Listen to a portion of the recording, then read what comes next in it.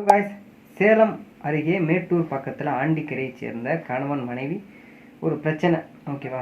அந்த பிரச்சனையில் இப்போ கணவர் இறந்து போயிட்டாரு, குழந்தைங்க 2 பேரும் இறந்து போயிட்டாங்க. தற்கொலை தான்.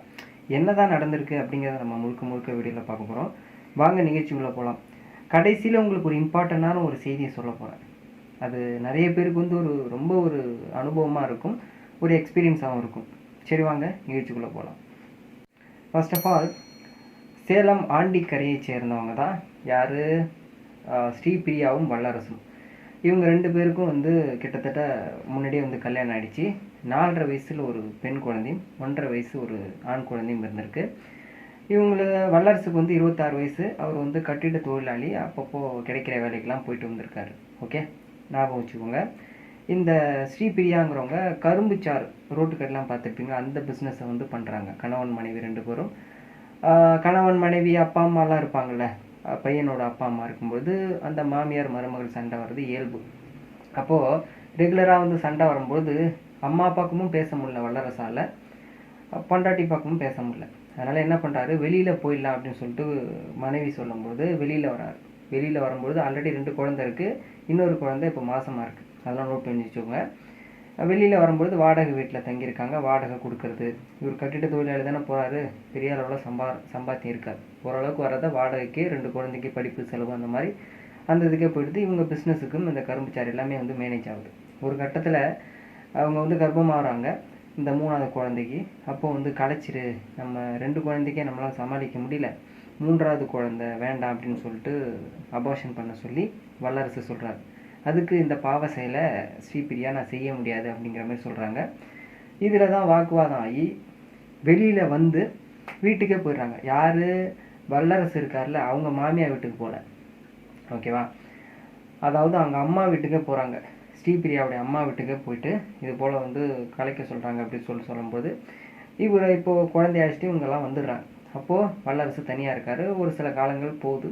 இதுக்கப்புறம் தனியாக இருக்கக்கூடாதுன்னு சொல்லிட்டு சமாதானப்படுத்துறதுக்கு பொண்ணுடைய வீட்டுக்கு வராரு. ஓகே, இப்போ வரும்பொழுது எது வேணாலும் பண்ணிக்கப்பா, நீ வச்சு வாழ இருந்தால் வாழு, ஆனால் குழந்தைய மட்டும் கலைக்கக்கூடாதுன்னு சொல்லிட்டு அவங்க அம்மா அப்பா ஸ்ட்ரிக்டாக சொல்லிடுறாங்க, ஸ்ரீபிரியாவோட அம்மா அப்பா. சரி, ஓகே அப்படின்னு சொல்லும்போது ஒரு கட்டத்தில் கொஞ்சம் வாக்குவாதம்லாம் ஏற்படுது. சரி, ஓகே, அப்படியே சமாதானமாக போகலாம் அப்படிங்கிற மாதிரி ஒரு சூழல் ஏற்படுது. திடீர்னு விடிய காலம்புற அதை முடிச்சு பார்ப்பாங்கள்ல, நைட்டு தூங்கிட்டு பகலில் பார்க்கும்போது காலையில் எழுந்திருப்பாங்கள்ல, எழுந்திருக்கவே இல்லை. அந்த கதவும் பூட்டியிருக்கு. அந்த கணவர் மாமியார் வீட்டில் நடக்குதுலாம். ஓகேவா? இப்போ கதவு பூட்டியிருக்கப்படும்போது ஸ்ரீபிரியாவுக்கு சந்தேகம், என்ன குழந்தையும் வெளியே வரல, ஹஸ்பண்டும் வெளில வரல வல்லரசு அப்படின்னு சொல்லிட்டு பார்க்கும்போது ஜன்னல் வழியாக பார்க்கும்போது ஒரு அதிர்ச்சி. வாங்க வாங்க வாங்க அப்படின்னு சொல்லிட்டு ஸ்ரீபிரியா கத்துறாங்க. எல்லாரும் கத்துறாங்க, அவங்க அம்மா அப்பாலாம் கத்தும்போது உள்ள தூக்கில் தூங்குறாரு.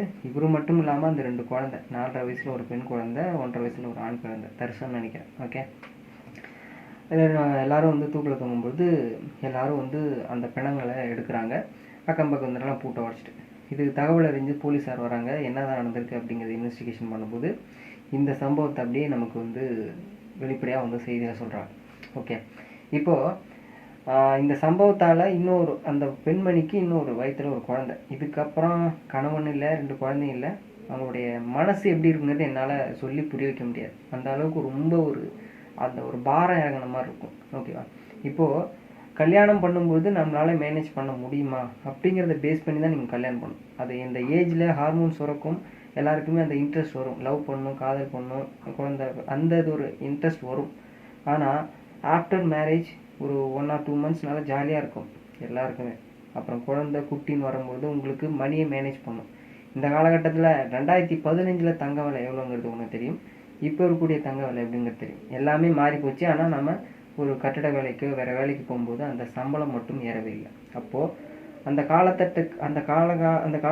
காலத்துக்கு தகுந்த மாதிரி நாம் நம்மளுடைய டேலண்ட்டை வளர்த்துக்கணும், நிறைய பணத்தை சம்பாரித்து வச்சுக்கணும். எப்போ வேணாலும் சம்பாதிக்கலாம். 20 வயசுக்குள்ளே நீ சம்பாதிச்சு பெரிய ஆள் ஆகலாம். உன்னுடைய அந்த திறமை, உழைப்பு எவ்வளோ நாளில் போடுறியோ அதை பேஸ் பண்ணி தான் உனக்கு 40 வயசுலையோ 50 வயசுலையோ 20 வயசுலையோ 30 வயசுலையோ உனக்கு அந்த சக்ஸஸ் கிடைக்கும். இந்த வீடியோவுக்கும் இதுக்கும் சம்மந்தமே இல்லையே ப்ரோன்னு நினைப்பீங்க. சம்மந்தம் இருக்குது, தெரிஞ்சவங்களுக்கு கண்டிப்பாக புரியும். தேங்க்ஸ் ஃபார் வாட்சிங்.